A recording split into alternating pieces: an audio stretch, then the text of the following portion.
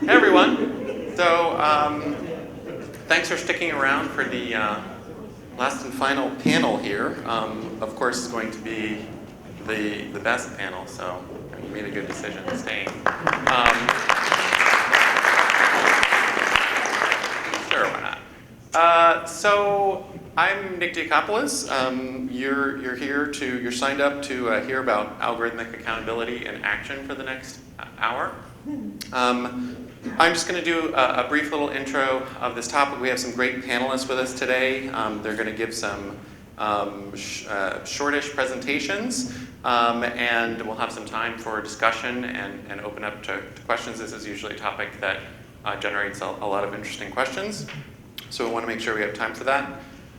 So I'm Nick Diakopoulos. I'm an assistant professor here at Northwestern University in the Department of Communications Studies. I've been studying computational journalism for almost 10 years now, and most recently for the last few years in this area of algorithmic accountability reporting. So you might be wondering what that is and what we mean by algorithmic accountability reporting. What I mean by that is sort of looking into the ways in which algorithms are now being used throughout society in decision-making capacities, and trying to understand how algorithms kind of influence or exert power or otherwise bias these types of decisions. And in particular, thinking through how we can articulate that power, how to investigate it, how to do, for instance, audits of these types of systems, or how to do sort of rigorous critiques, what type of methods we can use to assess these systems, and ultimately to be able to explain these systems to the public so that they understand how the systems are being used in consequential ways. There are some great journalists doing work in this area. There are also very interesting research labs that are doing algorithmic accountability.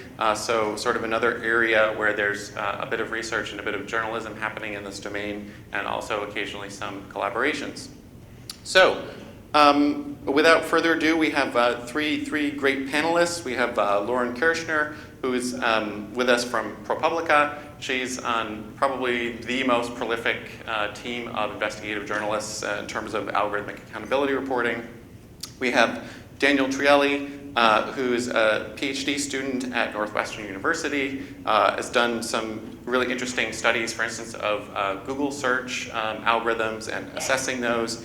He's going to share with you one of our more recent projects in this area.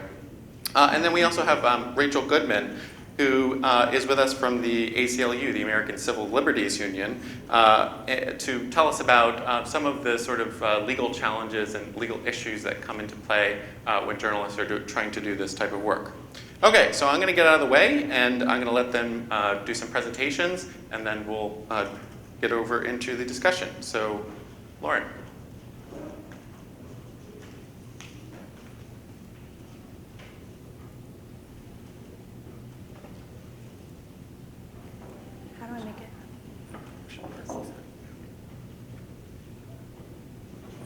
Hi, everybody. Is this working? Okay, cool. Thanks so much to the organizers for inviting me to this great conference, and thanks to you guys for sticking it out to the bitter end. My name is Lauren Kirchner, and I'm on a team of reporters and programmers at Publica. For the past few years, we've been working on a series called Machine Bias, and I think Nick described it pretty well. Algorithmic accountability is about trying to make black box algorithms more transparent, or looking into the weird software making decisions about us in all areas of life. That's sort of been our goal.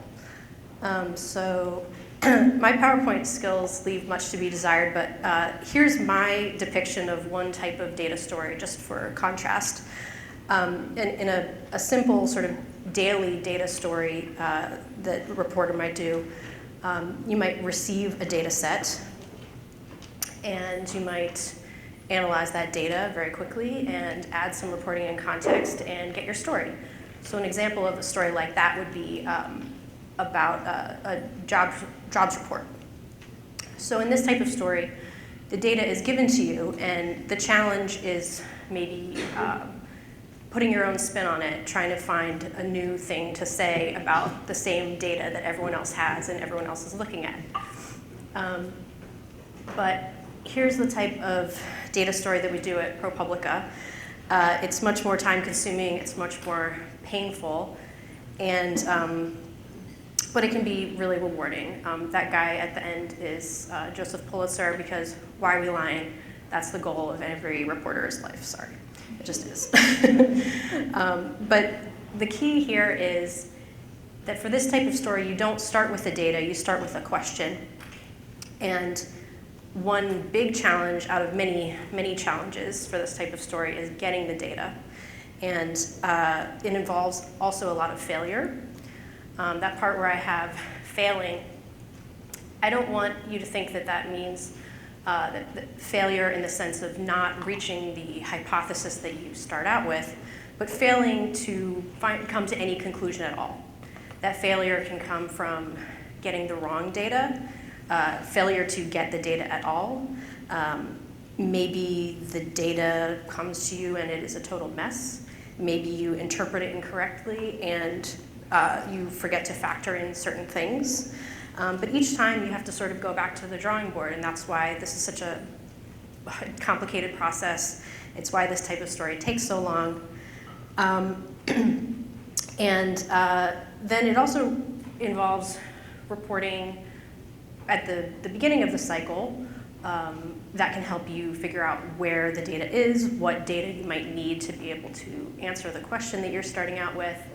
And then reporting at the end, which is not only contextualizing that data, but also looking in that data to find the human stories that will help you tell the story, help you tell the larger story, and help readers care about all the stuff that you're trying to convey.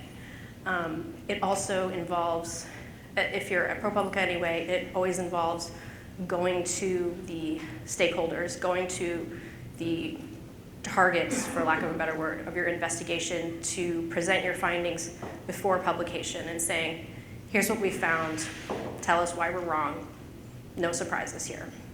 So it's a complicated process, and it's, I guess I think of it as, it's not just a news project, but it's kind of a science experiment as well.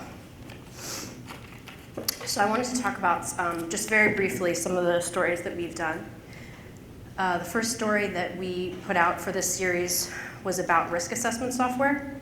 So the question we started out with was, we knew that there was this software out there starting to be used across the country that was assigning scores to people who had been arrested, scoring their risk of committing a crime in the future, and these scores were used by judges to help them decide whether they would let these defendants out on bail or hold them in jail before their trial. So the question was, does it work? And our findings were that the software, the one particular program we looked at called Compass, which is a for-profit and proprietary system, was not only very inaccurate in predicting violent crime overall, but that in general, while it made mistakes about Black defendants and white defendants at the same rate, it made those mistakes in the opposite directions. So it was more likely to falsely predict Black people would commit future crimes who then did not commit crimes, and it was more likely to falsely predict that white defendants would not commit crimes who then did commit crimes. So that's that story in a nutshell. My colleagues Julia and Surya wrote this story on Amazon. It was about pricing. Now the tip that we got in the beginning turned out not to be true. The tip was about how there might be different prices presented to different buyers depending on, I think originally the idea was that it was dependent on what kind of computer you were using or whether you were on a desktop or mobile or something like that. That turned out not to be true. But we found that the unfairness, if you want to call it that, is on the seller side, not the buyer side. So the vendors selling through Amazon who didn't sign on to the program fulfilled by Amazon, their products were ranked below others, even though their prices were sometimes lower than the vendors who are on top when you factored in shipping costs. Did a story on car insurance. The question was, are car insurance premium prices for drivers reflective of the true risk that those drivers presented for insurers? The risk we defined as the number of claims that insurers had to pay out and the cost of those claims. So the findings that we found when we analyzed the prices for the drivers and the costs for insurers at the zip code level, we found that drivers in 2 zip codes that had the same risk were being charged different prices. And then when we factored in demographic information through census data, we found that the zip codes that were paying more for that same risk tended to be in non-white areas. Okay, so I went through those very quickly, but you can read all about them here. You can download the data. You can read our methodology where we explain in detail how we did all that stuff. But what I wanted to talk about a little bit more was where that data comes from. And the reason I wanted to talk about that is since we publish all of our data when we publish our stories, it's really exciting to see what other people do with it. And a lot of times, computer scientists, programmers, statisticians, academics of all kinds will play with that data and come to us with new conclusions, which is very cool, but it also makes me want to say, hey guys, you don't have to wait for us to do this. You know, you can get your own data. You can do it. It's kind of a pain in the butt, but it's so worth it. So this next part of my talk is sort of geared towards non-journalists. I'm afraid that if you're a reporter and you've done this kind of work, it might seem a little simplistic, but anywho, here's some types of methods of getting the data that we have used. Number 5 I left blank because there are so many more, but I'll just talk briefly about these few. So scraping. For the risk assessment story, we did some FOIA-ing. We got risk scores from the software that was used in Broward County, Florida. But then in order to see whether those risk scores were correct, we needed to look at what actually happened. So what were the criminal records of those people who were scored? What did they go on to do after they were scored? And for that, we scraped this website. All the criminal records are public in Broward County, Florida, and easily available online. And you'll see there at the bottom, it says, "I am not a robot" with the CAPTCHA. That did not used to be there. They put that up after we did our project, just so you know. Okay. Programming. And I think Rachel will talk a little bit more about that whole thing. Okay. So programming. For the Amazon story, we wanted to look at 250 best-selling products and all the different vendors that were selling those products. So it was a ton of information. And you can only really get the full price that a buyer is going to be spending by putting the item in the shopping cart and going to checkout. So manually doing that would be a total nightmare. So Surya Matu, our amazing programmer, created a program to automatically put all of those products from all those people into the cart and take it all the way to the checkout process. He didn't actually buy anything, I don't think, but so that's why we did that.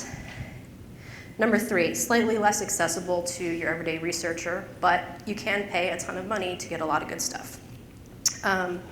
For the car insurance story, we FOIA'd for the risk data by zip code from all the states that we could. We tried to get it from all 50 states. We ended up only getting it from 4 states because those were the only 4 states that actually collected that and had that information.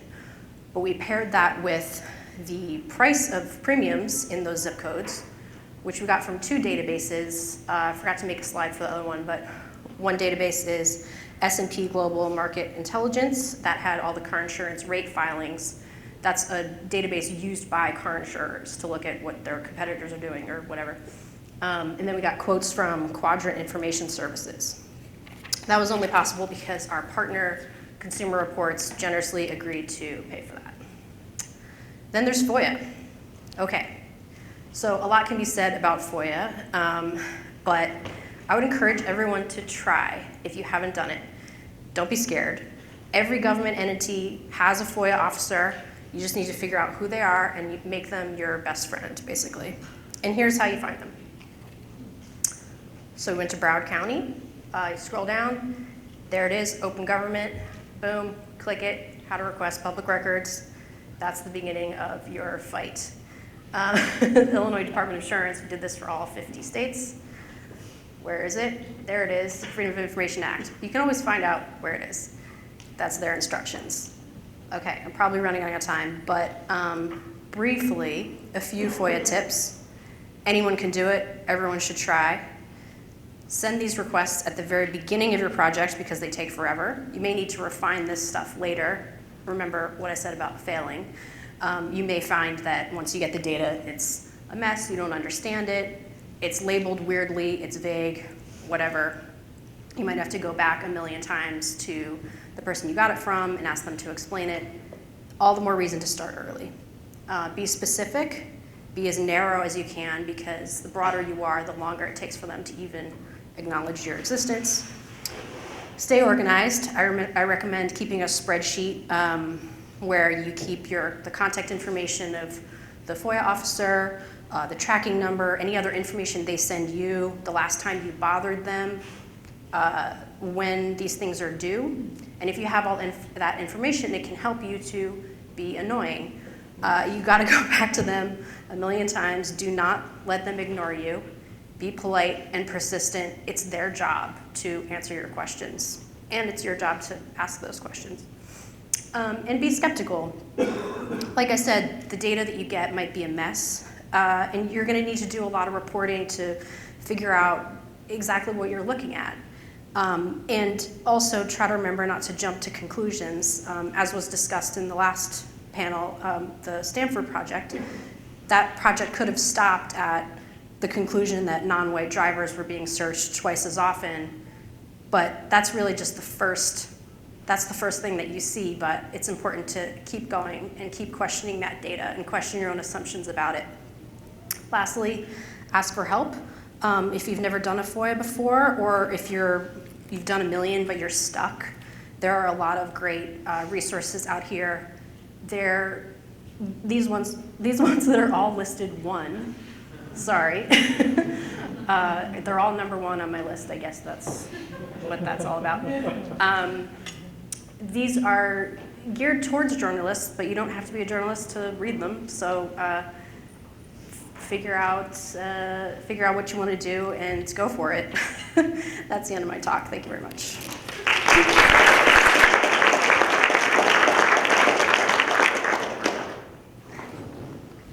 Awesome. Let me find my file here.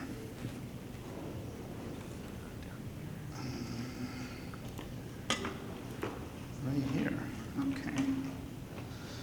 Not used to using PowerPoint. I use everything on Google. So. Yeah, right here. Oh. Hooray, first challenge surpassed. So my name is Daniel Trielli. I'm a PhD student here at Northwestern, as Nick told you all about. And today I'm going to talk to you guys about Algorithm Tips, which is a resource for algorithmic accountability in government that we have been working for a while and hopefully will continue to work on it for a while because we hope to develop it as a tool that a lot of people use. So the motivation for this is that we believe that algorithms need to be covered by journalists. It should be a beat. I mean, we just heard Lauren, and we know of ProPublica. We're fans of their work, but we believe that they should have more competition. Basically, that's it. The reason for that is that there's an increasing adoption by the government of these automated decision-making processes. And as we know, as we heard Lauren say, some of them have inherent biases, like algorithms have inherent biases, and that creates a big potential for damage. And where there's damage, especially when government does it, journalists are very interested because we're annoying and we like to point people's mistakes. So there are examples of this sort of damage occurring. The New York Times recently wrote a story about gun violence prediction in Chicago that didn't work very well. ProPublica obviously has a lot of great work. Just Lauren, I think you were just last month wrote about the bad source code in DNA analysis software that is jeopardizing thousands of criminal cases in the state of New York, right? So we know the New York Times can do this. We know that definitely ProPublica can do this. But are journalists, by and large, ready to cover this beat? That's the question, and that's what we want to help with. So this is our contribution. If you want to visit right now, I know a lot of you have your laptops open. You can visit with your smartphones as well. Algorithmtips.org. If you want to open so you can follow along with what I'm going to show you. This is basically what you're going to find out. And there's an animated GIF so that you can see how it works. It's a searchable database that you can just type in whatever topic or agency or type of algorithm that you're interested in learning about in government, and you can just find data about it. So the goal of this is to increase access to government algorithms with this searchable database, and also be a repository for resources and readings, and in the future even discussion, creating a community around this thing.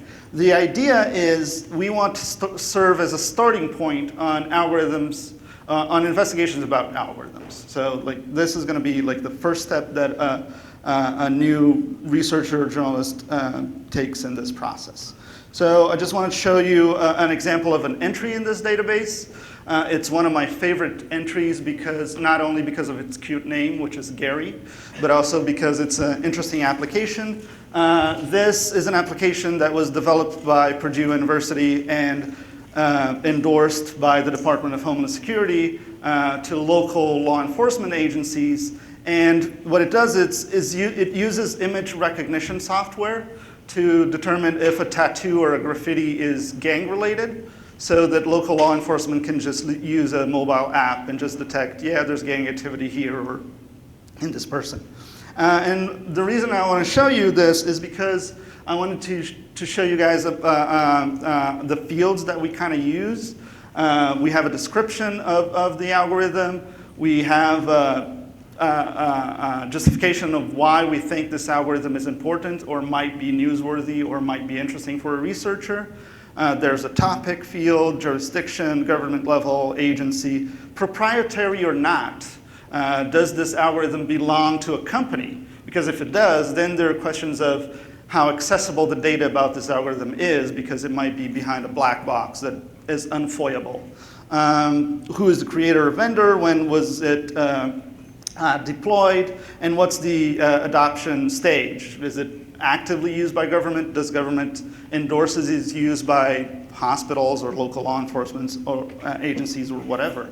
And whether or not it's computational, because our definition of algorithm here is any process that is an automated decision-making process. So it can be like a flowchart, trying to say like, yeah, this patient, because there's this characteristics about this patient should have or not, some sort of treatment, medical treatment or not. So that can have inherent biases, and that can create a lot of damage as well. This process was developed through a whole methodology.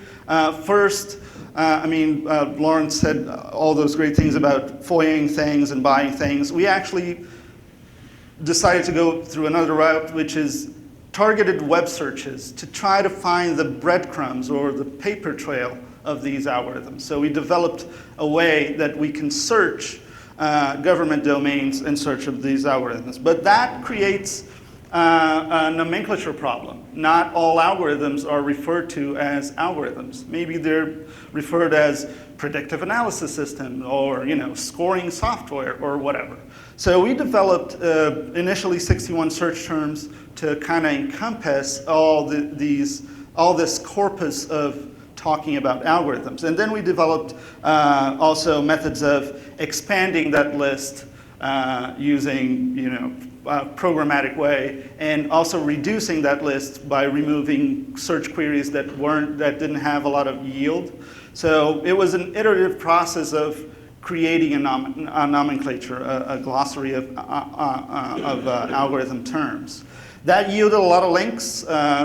about 3,000 of them from the federal government, which is our main interest in this first phase. So the second phase was finding those algorithms within those links. So does this web page that was yielded from this search actually retrieve and showed some algorithm, and is this algorithm newsworthy?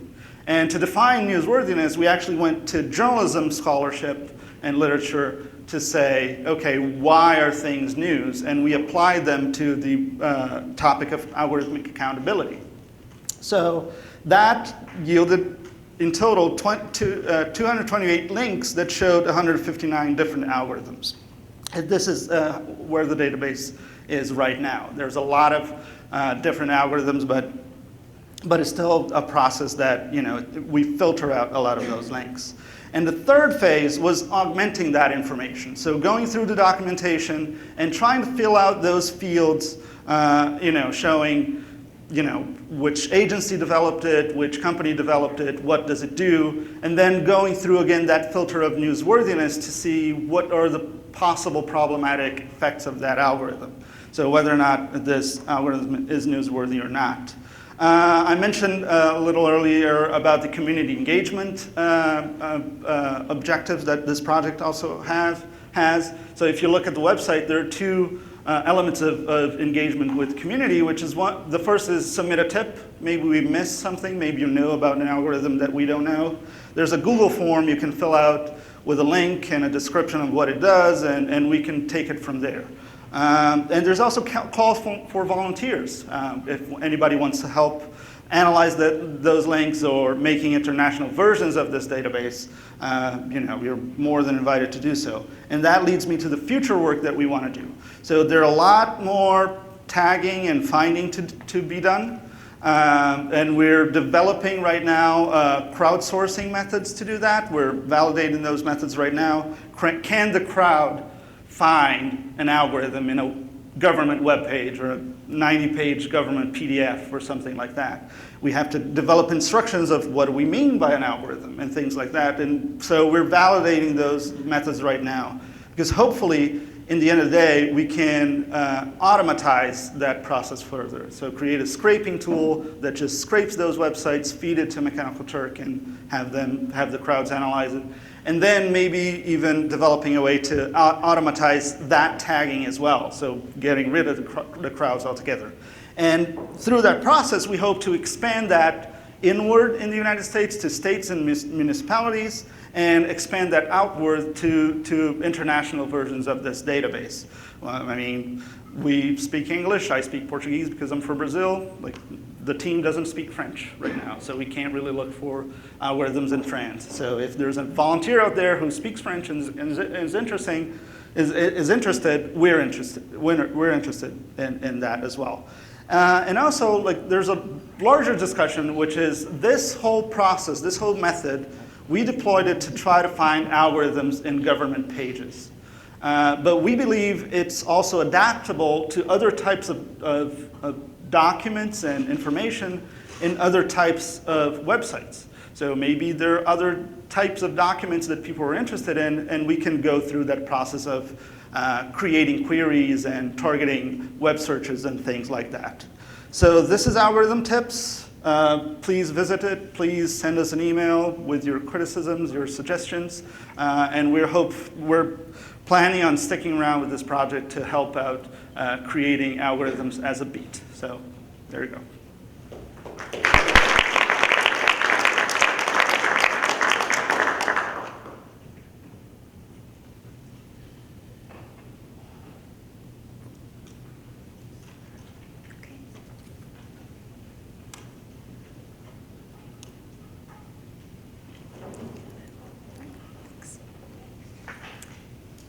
So I have the distinction of being the very last presentation of a 2-day conference, but I'm going to tell you about some ways you might get sued. So I'm hoping that will recapture the attention and interest of the room. And also, I'll be giving this presentation and a slide deck with the ACLU's brand new logo. So please enjoy that also. So I'm really happy to be here talking about this really important work of algorithmic accountability journalism, and excited to be on this panel with these fine folks. I'm a civil rights lawyer by training. I work on the racial justice program at the ACLU.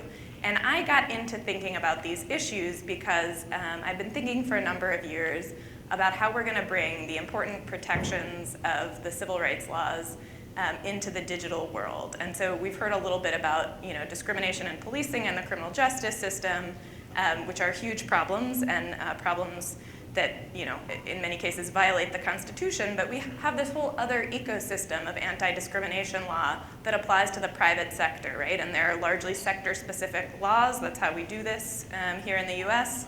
We have the Fair Housing Act, the Equal Credit Opportunity Act, Title VII for employment, and public accommodations laws. Those are at the federal level, and there are also additional federal, state, and local laws that apply. A couple things to note about this in thinking about algorithmic accountability.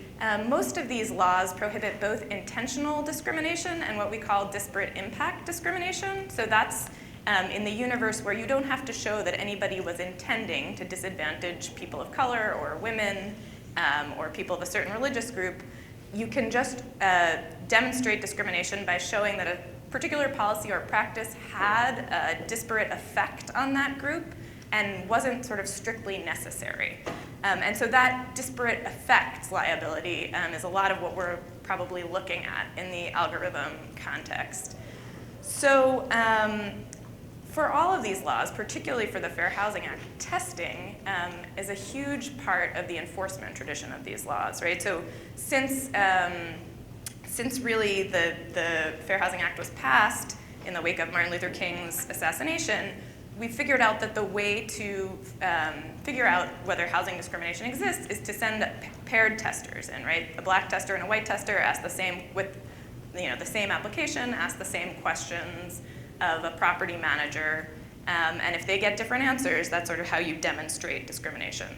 So the question that brought me here was, well, what does that look like when the decision maker isn't a person sitting in an office, but an algorithm?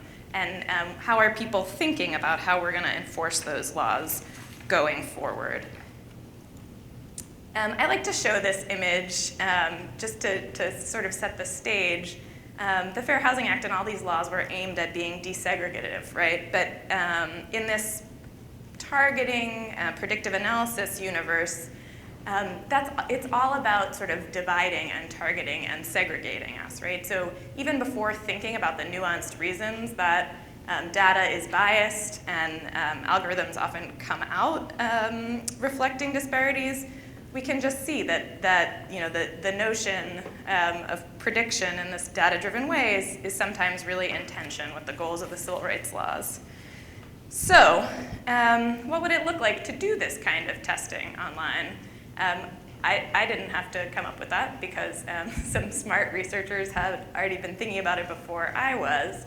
And as basically, the idea is that the best way to figure out whether an algorithm is treating users differently based on one of these protected statuses or anything else is to hit that algorithm repeatedly and see what happens, right? To use different profiles or users or accounts to build those up to have these different characteristics you're interested in testing, so they end up looking like the black tester and the white tester walking into the real estate office and recording what happens, which in the online context, as Lauren mentioned, is scraping.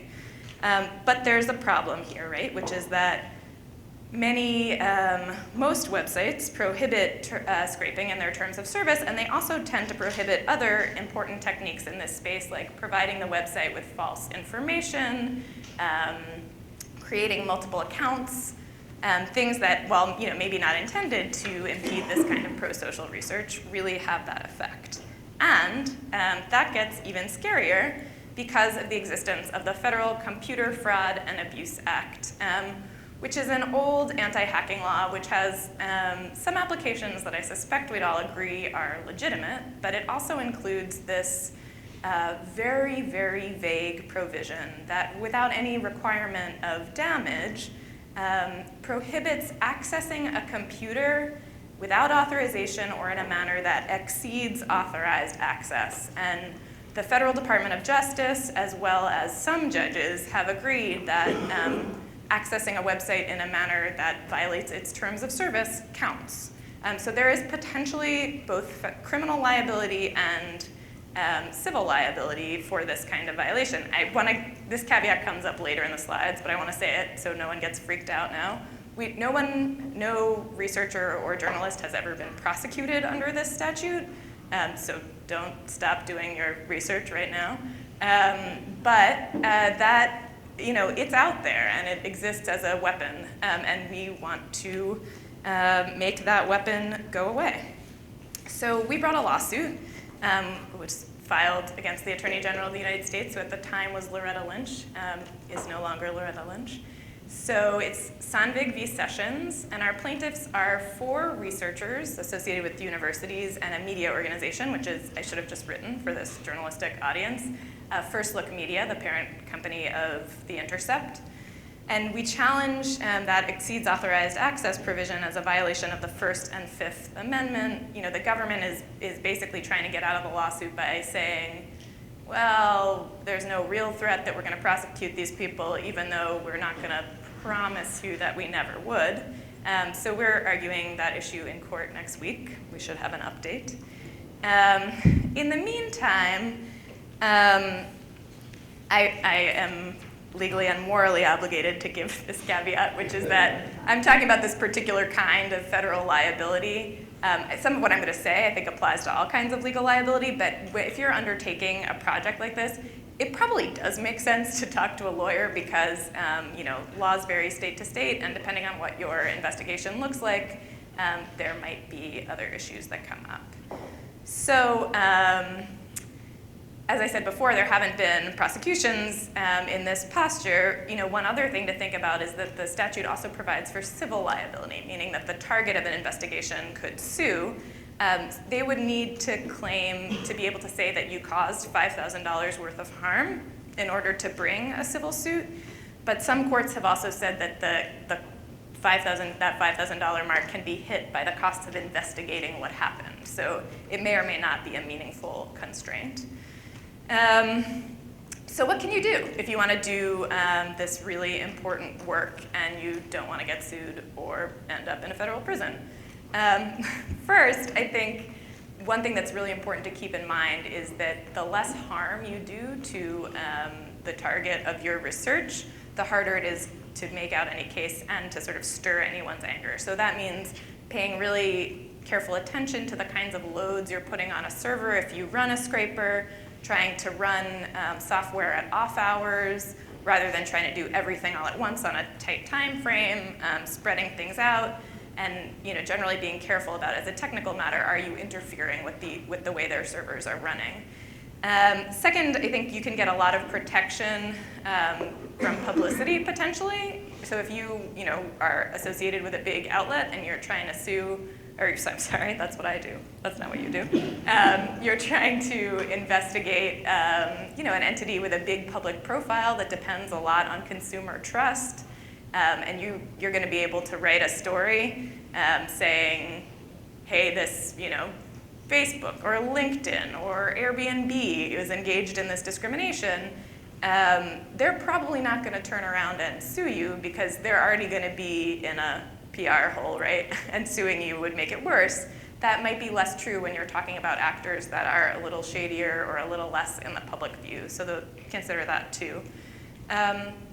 Another tactic is potentially informing the target of your investigation. I know Lauren mentioned they always do that at some point before they publish, but you can also try having that conversation earlier on and saying, I want this data, I'm happy to write a story about how you refused to give me this data, even though we had this tip or whatever, but I'd rather you give me the data and we talk about what's going wrong.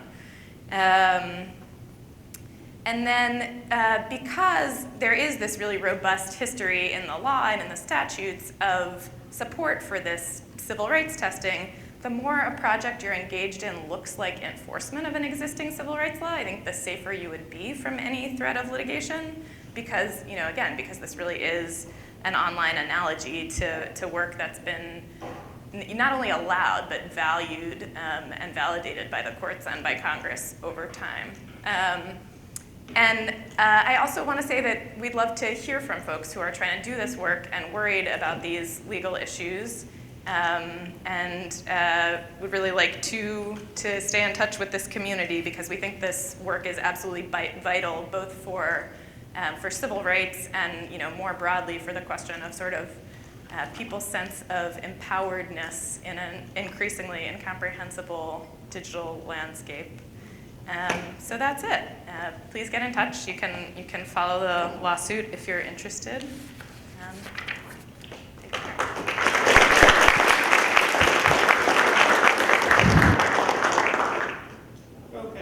Looks like we have a good 15-20 minutes to just kind of delve into some of these issues, and also open it up to folks. But I kind of wanted to start things off and just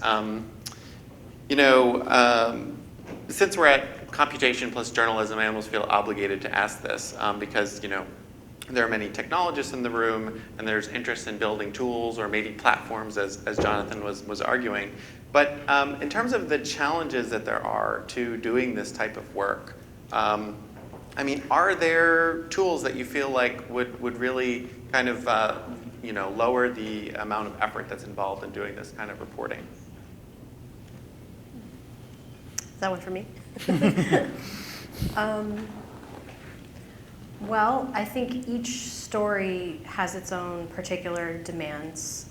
So there was no sort of template that we had in going into each story that we've done so far of like, these are the tools we're going to use. This is how we're going to apply these things to our problem. We had to figure it out as we went. We're lucky at ProPublica to have sort of in-house programmers who can build things. But I guess if there were more people doing that kind of thing, we could all share our wisdom. I mean, if Surya, if someone else wants to do a project like the Amazon project that we did, they could certainly use the tool that we created. I don't know if that would apply to other types of stories. In terms of challenges, tools aren't really the answer. I mean, this is maybe the topic of like a whole other conversation, but it's just so time consuming. The biggest challenge that we have is just the inherent risks of doing these kinds of projects.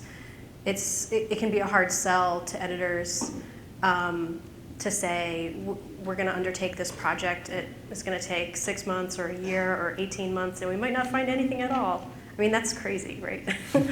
And we have gone down long roads with these projects and ending up killing stories that we don't have any findings for. So that's a crazy challenge. So, yeah. Tools might not solve that. Yeah. Right. Right, and I think there's a level as well.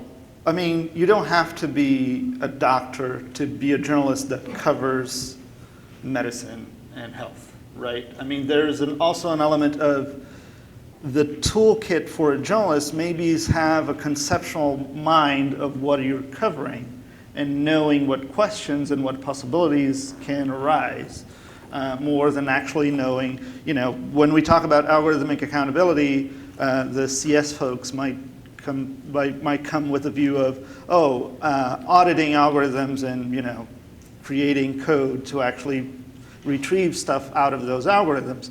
But maybe the reporting and an investigation can just start with, a thought process. Okay, how can this algorithm possibly have some negative impact that these people are not considering?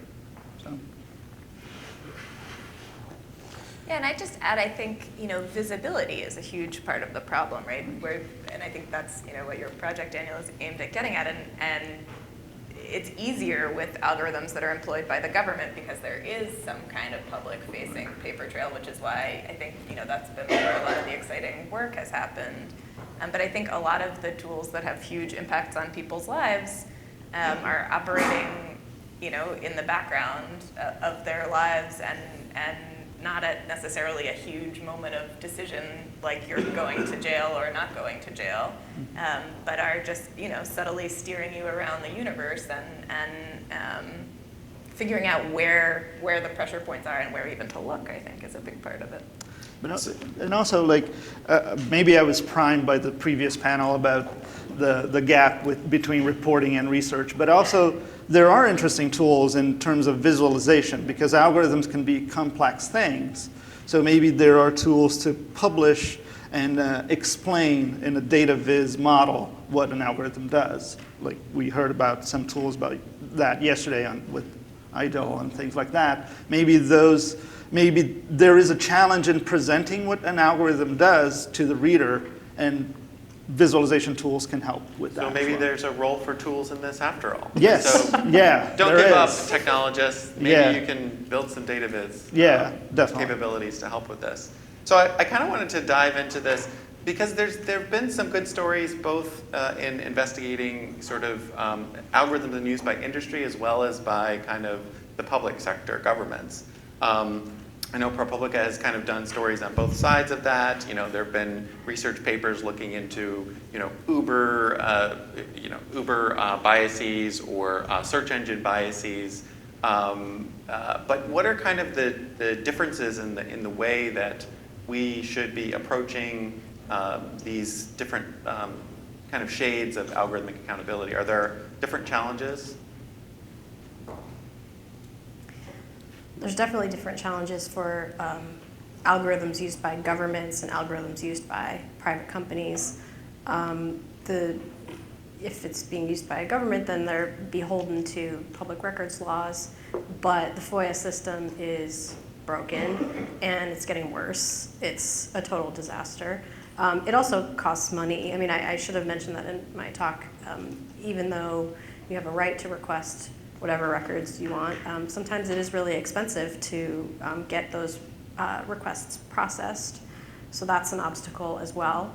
And then private companies, of course, aren't beholden to public records laws at all, so that requires something like scraping or some programmatical approach, or purchasing stuff, which can be expensive. Or other than that, it's like meeting someone in a parking garage and having them hand you a thumb drive. I mean, it does happen, hasn't happened to me, but. You don't go to the right parking garage. No, I guess not, yeah. So yeah, from my end, we're interested in actually just finding them, right? And it's definitely much easier to find the ones that belong to the government, not only because they are obligated to share their information, but because there's usually open debate about it. So the breadcrumbs, the paper trail that we find about algorithms can be congressional discussions about an algorithm, can be, PowerPoint presentations that someone from the Department of Energy published somewhere and put it in the website because it has to. So the information is there, and it's open to be found by the method that we developed of targeted web searches. I don't see an easy way or straightforward way of doing that, of relying on that for private companies. Right, because in order to investigate something, you have to know that it exists. Right, exactly. Typically. And Rachel, from the legal point of view, are there kind of differences in the legal frameworks that apply in these different cases? I mean, one thing that's different is that so there are due process rights with respect to the government, right? And actually, so far, that's been the most successful form of litigation aimed at use of algorithms, right? There was a case in Idaho about the Medicaid benefits determination software they were using. There's a case in Texas about teacher retention and promotion software based on test scores, one in West Virginia, and those are due process claims, basically saying, you government cannot treat me like this without any explanation, or, we have long established due process rights that are like, you have the right to appeal, you have a right to see the evidence behind the decision, you have there's some substance to that. It doesn't exist in the private sector, which is why in the private sector, the anti-discrimination laws might end up being kind of the most powerful form of challenge.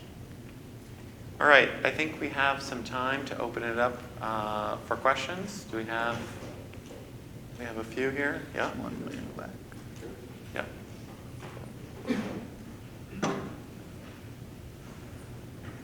Carl Gustav Linden. Yes, okay. Carl Gustav Linden from University of Helsinki. I was wondering, is the situation much different in Europe?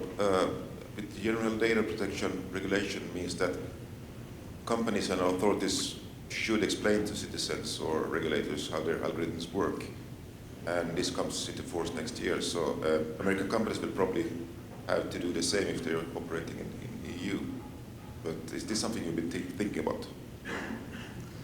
I mean, in the sense of internationalizing algorithms, that's definitely going to be one of the challenges. I mean, I mentioned the nomenclature problem, which is a big problem, the translation of it, but just also the big problem of how government deals with those sort of things. We just don't know.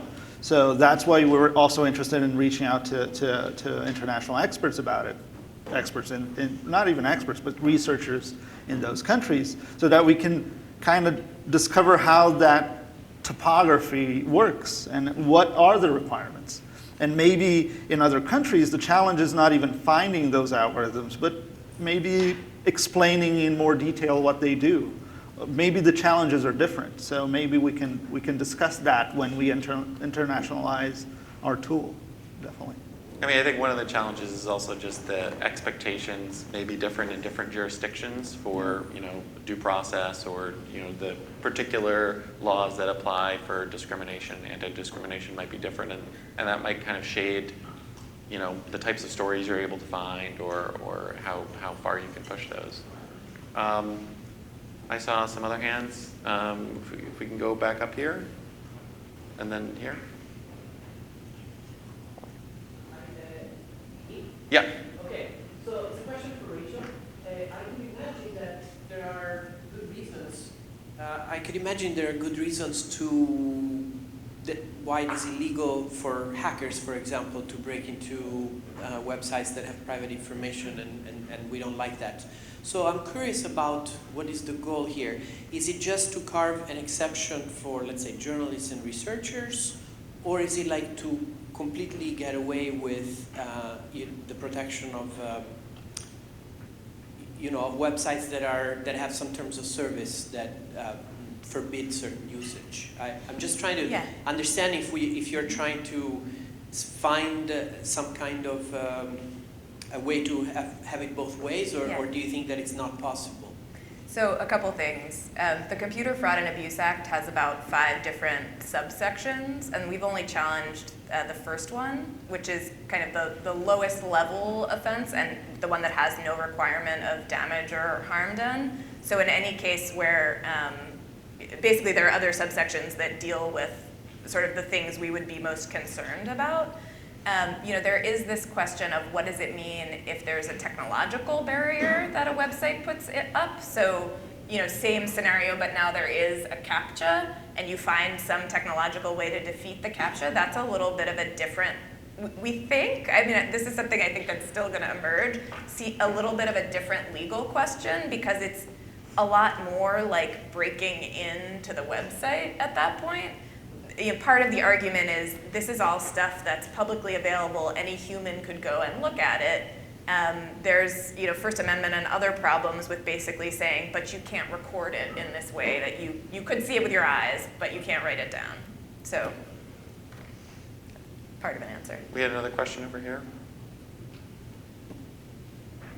Hi, this is a question for Lauren. I wondered if you could tell us about the composition of your team. So you talked about how long it takes these stories to come to fruition, but what are the skill sets and the human resources involved? Oh, that's a great question. So our team has 4 people. It's led by Julia Angwin, who's the senior reporter on the project, and she has conceived of all of these ideas. And then I am a research assistant. I do a lot of pre-reporting and data getting. I'm like the FOIA person and organizer of facts. And I do a lot of historical research and stuff like that. Then Jeff Larson is the data analyst. He's the stats genius who has actually found meaning in all of the data that we have. And then we have had a programmer who, the first year it was Surya Matu, and then now it's Madeline Varner. So that just came up organically, the four of us working with very different skills, working on things all at once. So I guess Julia has the idea. I help her figure out how to implement it. We get the data. Surya gets data in certain ways. I get data in certain ways. Jeff puts it together and analyzes it. And then Julia does a lot of reporting at the same time and writes the story. Is there anyone else you wish you had on your team? Oh my gosh, I wish there were a million of all of us. Yeah, yeah, the more the merrier. Okay. But I think those are pretty good components to a team in general. Yeah. Okay, we had a question here and then in the corner.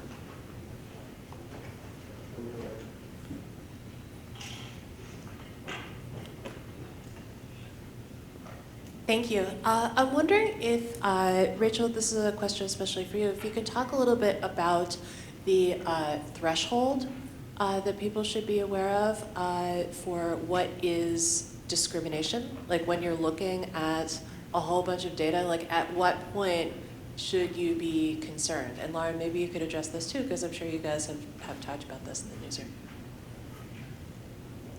So there are a whole bunch of different statistical tests that get applied in anti-discrimination law. The most kind of commonly accepted and I think easy to understand sort of statistical disparity test is the one that the EEOC has adopted for employment discrimination, which is the 4/5 test, which is that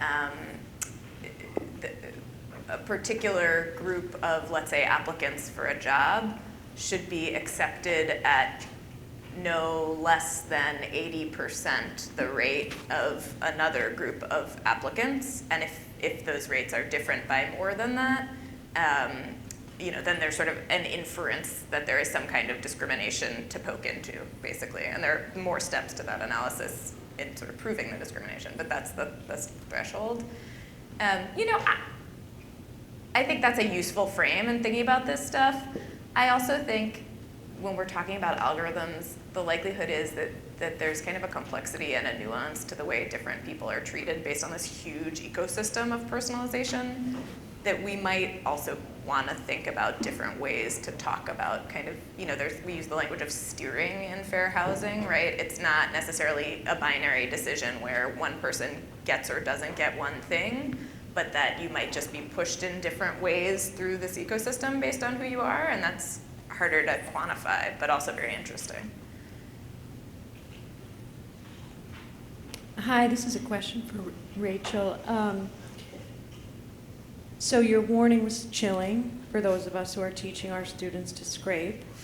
Not that surprising, I think. But my question, when you were speaking, it made me think about the warning a few years ago within the New York Times to journalists who were uploading a lot of documents to Document Cloud. I don't know if you recall this, but there was a warning that those of us who were putting government records we requested through FOIA on Document Cloud, that government may be taking a copyright a copyright protection stance on government documents.